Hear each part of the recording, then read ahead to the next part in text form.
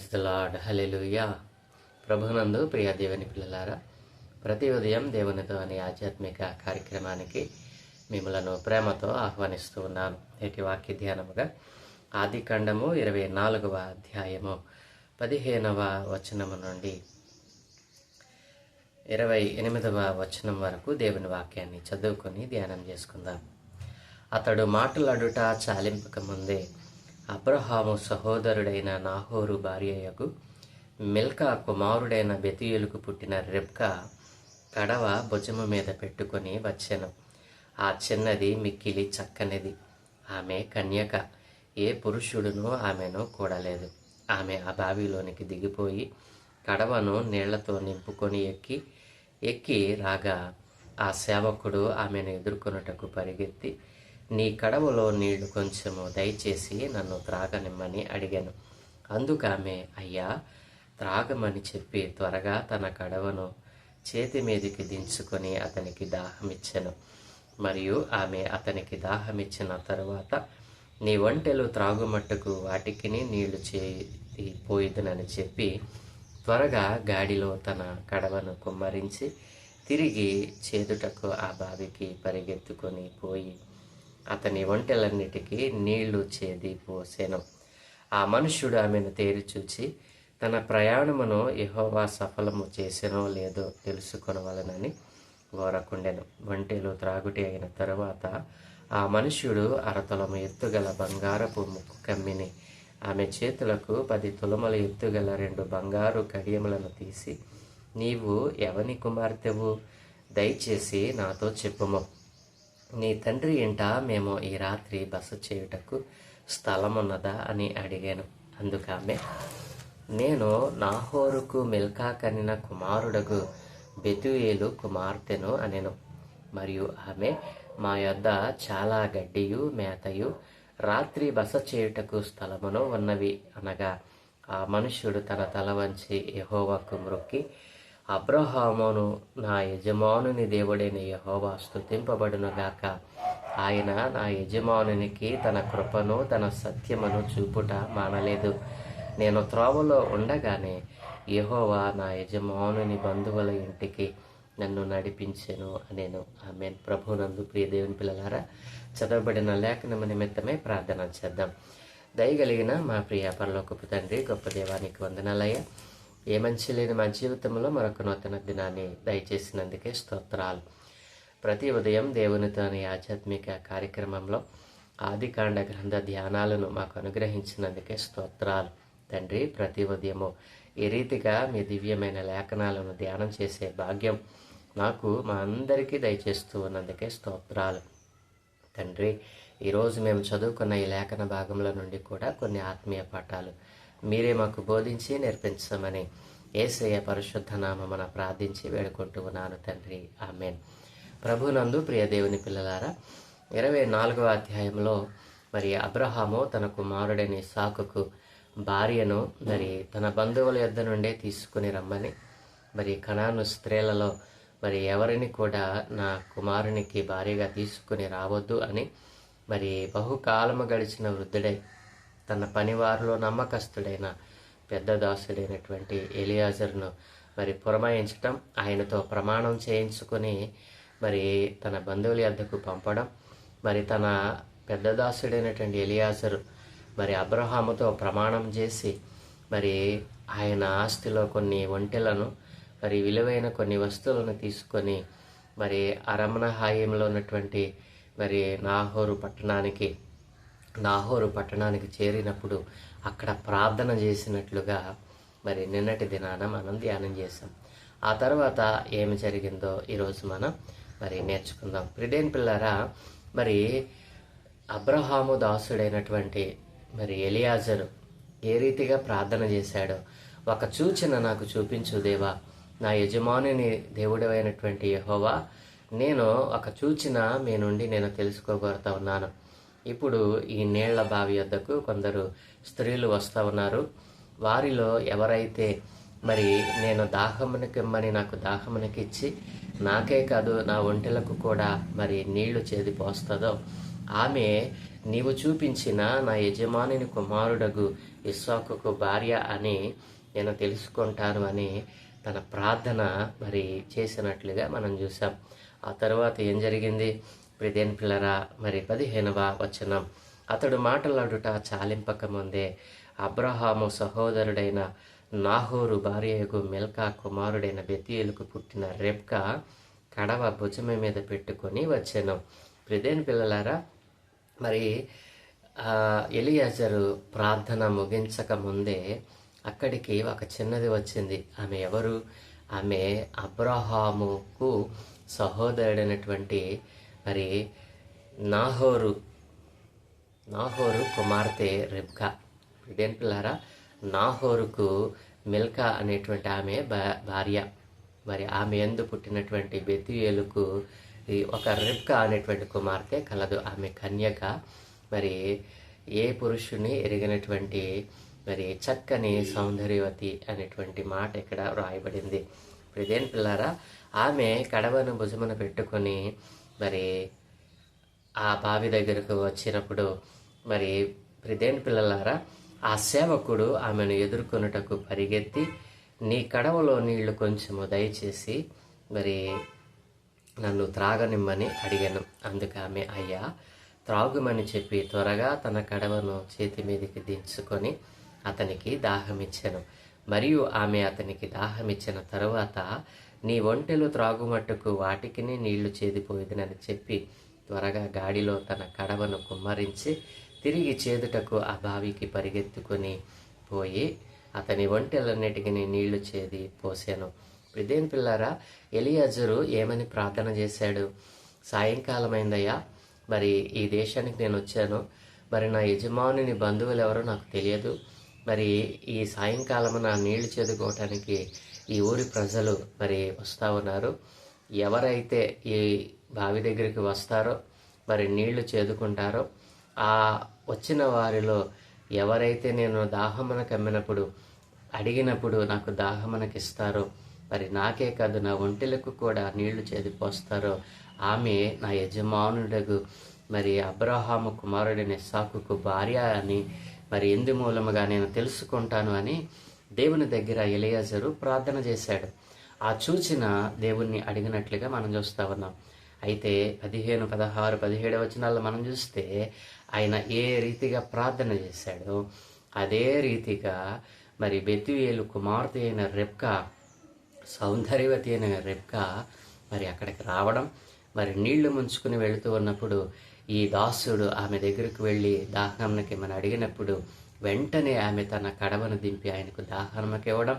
అంతేకాదు, ఆయన అడగక ముందే మరి నీకే కాదు మీ ఒంటెలకు కూడా నేను నీళ్లు చేది పోస్తానని చెప్పి ఒంటెలకు కూడా నీళ్లు పోయడం మరి అక్కడ దాసుడు గమనించాడు. ప్రియదేని పిల్లలారా, మరి ఆ విధంగా మరి రెబ్కా మరి చేసినప్పుడు ఆ మనుష్యుడు 21వ వచనం, ఆ మనుష్యుడు ఆమెను తేరిచూచి తన ప్రయాణమును యెహోవా సఫలము చేసెనో లేదో తెలుసుకొనవలనని ఊరకున్నాడు. ప్రియదేని పిల్లరా, దేవుని కార్యము మరి ఎంత మరి చక్కగా జరుగుతుందో మనం ఊరకుండి చూడాలి. ప్రియదేని పిల్లరా, మరి ఈ పొద్దు దేవుడు మీ మధ్య చేసేటువంటి ఆశ్చర్యమైన కార్యాన్ని మీరు ఊరకుండి చూడండి అన్నాడు. ప్రియదేని పిల్ల, ఇశ్రాయేలు ప్రజలకు దేవుడిచ్చినటువంటి మరి ఒక గొప్ప మరి నిరీక్షణ. నా ప్రియ దేవుని పిల్లలారా, ఇక్కడ దాసుడు ఏదైతే ప్రార్థన చేశాడో దానినే మరి అబ్రహాము దేవుడైన యెహోవా మరి దాసుని కంటే ముందుగా తన దూతను పంపి మరి కార్యము సఫలం చేస్తావన్నాడు. ఆ విషయము మరి ఇదేమిటి, నేను ప్రార్థించినట్లుగానే జరుగుతూ ఉంది, ఇది దేవుని వలన జరిగిందా యాదృచ్ఛికంగా జరిగిందా అని ఆ దాసుడు కనిపెడతా ఉన్నాడు. మరి ప్రియదేని పిల్లరా, మరి ఏమైంది తర్వాత? ఒంటెలు త్రాగుటి అయిన తర్వాత ఆ మనుష్యుడు అరతులము ఎత్తుగల బంగారపు ముక్కు కమ్మిని ఆమె చేతులకు 10 తులముల ఎత్తుగల 2 బంగారు కడియములను తీసి, నీవు ఎవరి కుమార్తెవు? దయచేసి నాతో చెప్పుము, నీ తండ్రి ఇంట మేము ఈ రాత్రి బస చేయుటకు స్థలమున్నదా అని ఆమెను అడగటం ప్రారంభించాడు.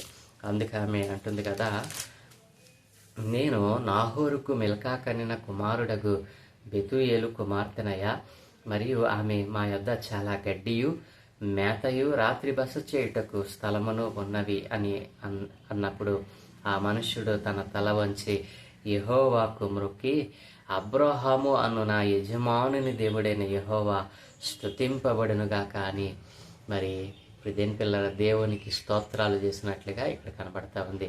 నా ప్రియ దేవుని పిల్లలారా, ఈ రోజున మరి మనము ఈ యొక్క సందర్భాన్ని ఆలోచన చేస్తే, ఏ ప్రార్థన అయితే, ఏ సూచన అయితే ఆ దాసుడైనటువంటి ఎలియాజరు మరి దేవుని దగ్గర మొరపెట్టాడో, ఆ ప్రార్థనకు ప్రతిఫలంగా దేవుడు మరి రిబ్కాను పంపించటం, ఆ ప్రార్థనలో ఏదైతే అడిగాడో అదే ఆ కుమార్తె మరి ఒకదాని వెంట ఒకటి చేయడం మరి ఈ దాసుడు చూసినప్పుడు అప్పటికి మరి సంపూర్ణమైనటువంటి ఆ యొక్క సూచనను తను నమ్మలేకపోయాడు.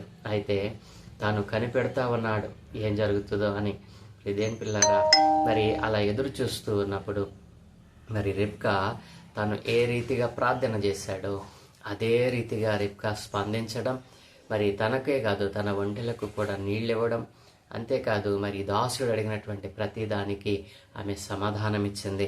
మరి ఈ రాత్రి మరి నేను మీ ఇంటి దగ్గర ఉండాలి, నీవు ఎవని కుమార్తెవు అన్నప్పుడు ఆ అడ్రస్ చక్కగా చెప్పింది.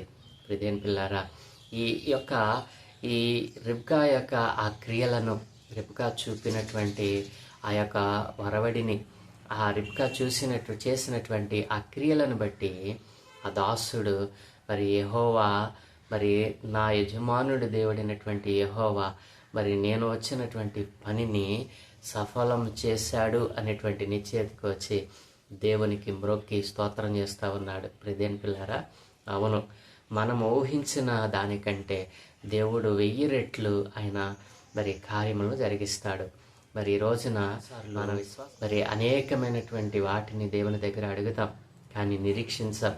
మరి ఈ భక్తుడు యెహోవాని ఒక సూచన అడిగాడు, ఆ సూచన కళ్ళకు కట్టినట్లుగా దేవుడు మరి చూపించాడు. నా ప్రియ దేవుని పిల్లలారా, మరి విశ్వాస జీవితంలో నీవు సూచనలు అడిగేదానివిగానే మిగిలిపోతా ఉన్నావా? ఆ సూచన దేవుడు నీ జీవితంలో నెరవేర్చాడనేటువంటి ఆ గుర్తింపు, ఆ యొక్క మరి ఆ నిరీక్షణ నీవు కలిగి ఉన్నావా?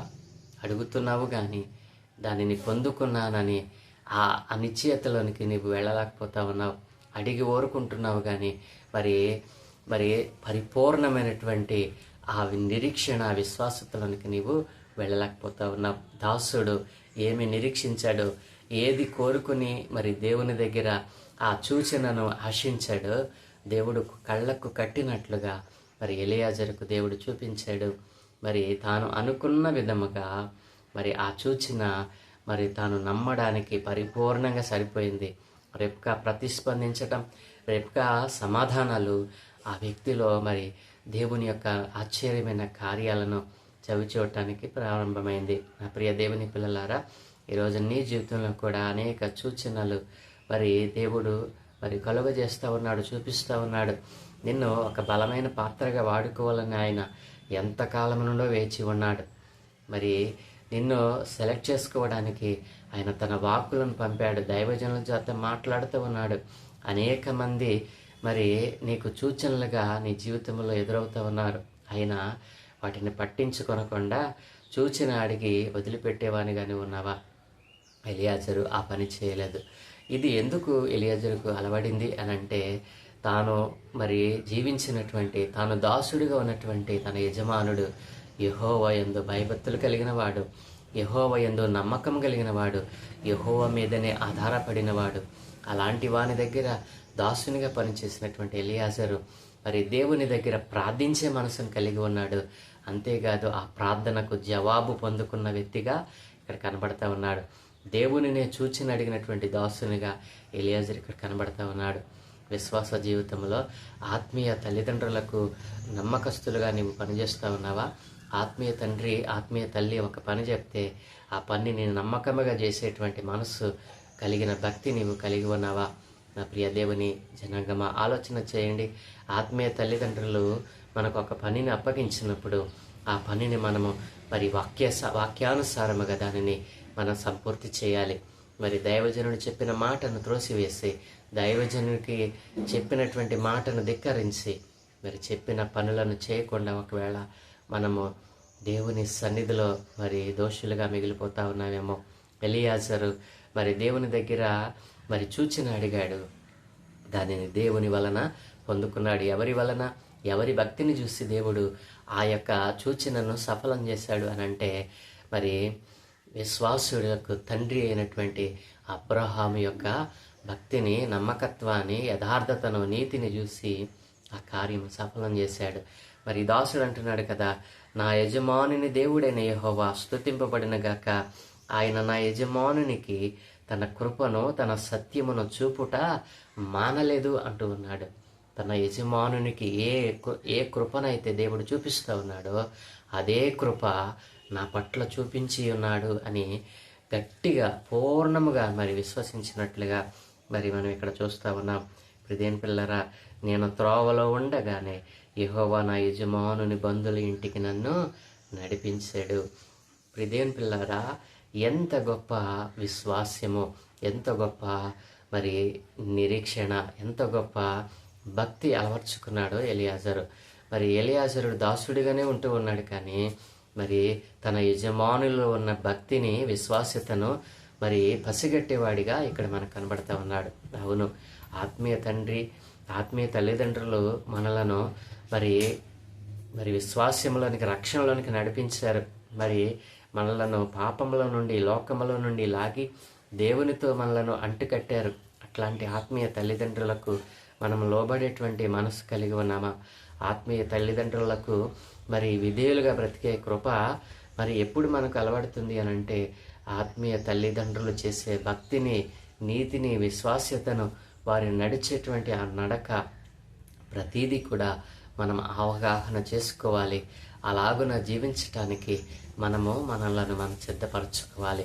ఎలియాజరు అదే పని చేశాడు. అందుకే ఆయన మార్గంలో ఉండగానే మరి కార్యమును సఫలం చేశాడు అని దేవునికి స్తోత్రాలు చెల్లిస్తూ ఉన్నాడు. అవును, మనము మార్గంలో ఉండగానే మనం అడిగినటువంటి ఆ కార్యమును దేవుడు సఫలం చేసే దేవుడు.